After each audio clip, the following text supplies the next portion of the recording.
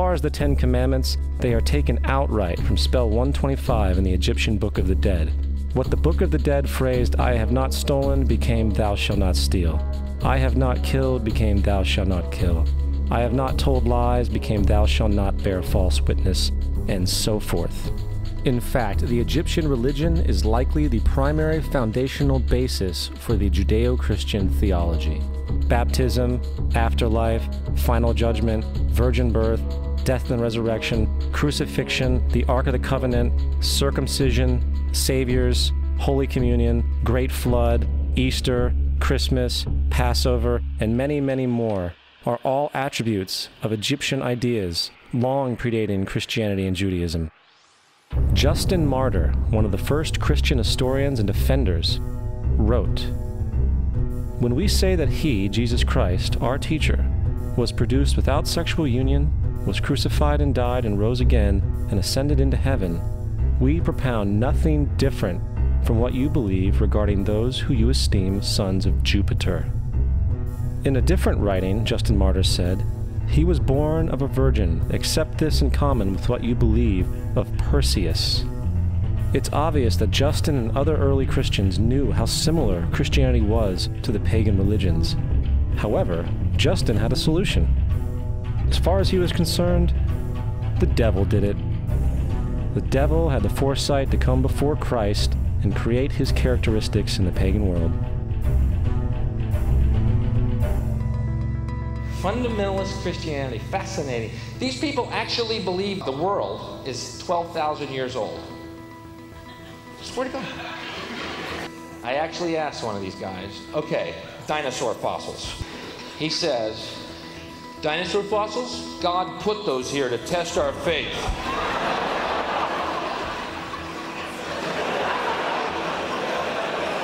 I think God put you here to test my faith, dude.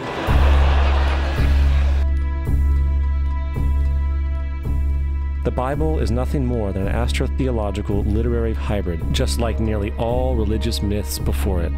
In fact, the aspect of transference of one character's attributes to a new character can be found within the book itself.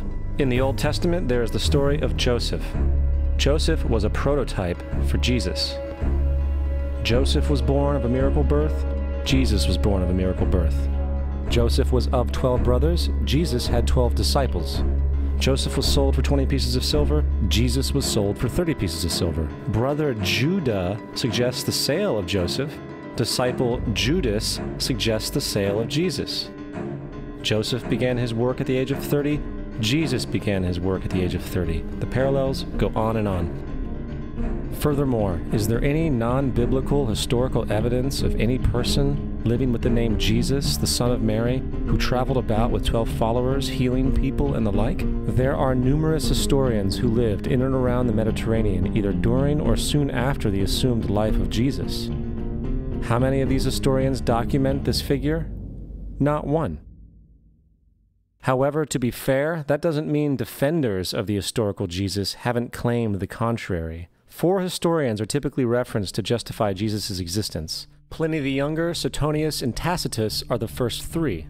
Each one of their entries consists of only a few sentences at best, and only refer to Christus or the Christ, which in fact is not a name but a title. It means the Anointed One. The 4th source is Josephus, and this source has been proven to be a forgery for hundreds of years.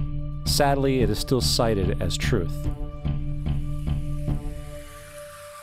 You would think that a guy who rose from the dead and ascended into heaven for all eyes to see and performed the wealth of miracles acclaimed to him would have made it into the historical record. It didn't, because once the evidence is weighed, there are very high odds that the figure known as Jesus did not even exist.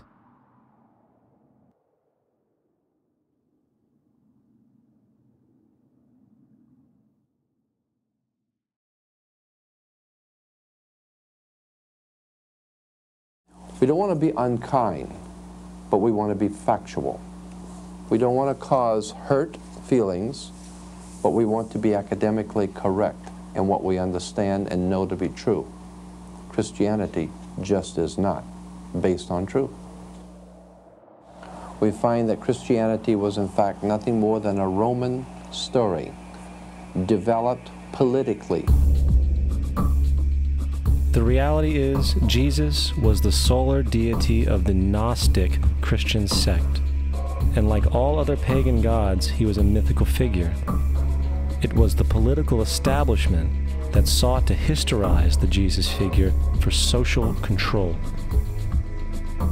By 325 AD in Rome, Emperor Constantine convened the Council of Nicaea.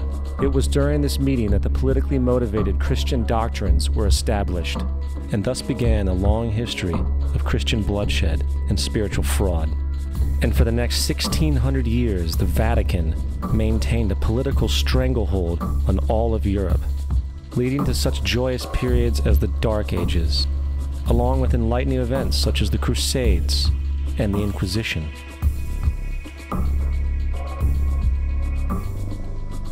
Christianity, along with all other theistic belief systems, is the fraud of the age.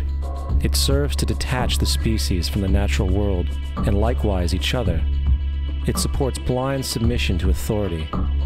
It reduces human responsibility to the effect that God controls everything, and in turn awful crimes can be justified in the name of a divine pursuit. And most importantly, it empowers those who know the truth, but use the myth to manipulate and control societies. The religious myth is the most powerful device ever created and serves as the psychological soil upon which other myths can flourish.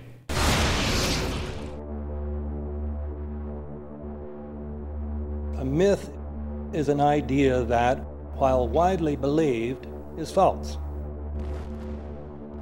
In a deeper sense, in the religious sense, a myth serves as an orienting and mobilizing story for a people. The focus is not on the story's relation to reality, but on its function. A story cannot function unless it is believed to be true in the community or the nation. It is not a matter of debate. If some people have the bad taste to raise the question of the truth of the sacred story, the keepers of the faith do not enter into debate with them. They ignore them or denounce them as blasphemers. It is wrong, blasphemous, and sinful for you to suggest, imply, or help other people come to the conclusion that the U.S. government killed 3,000 of its own citizens.